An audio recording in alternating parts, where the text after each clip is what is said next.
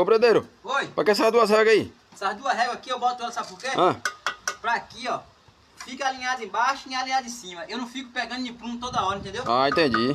Mas vem cá, quantos blocos você coloca por dia usando a régua aí? Com essas réguas aqui, ó, eu coloco 1000 blocos todo dia. 1000 blocos todo dia? Todo dia. Umas réguas assim no lugar? É, porque aqui, ó, eu não fico pegando de prumo, entendeu? Ah, e adianta o serviço, né? Adianta. Olha aí, ó.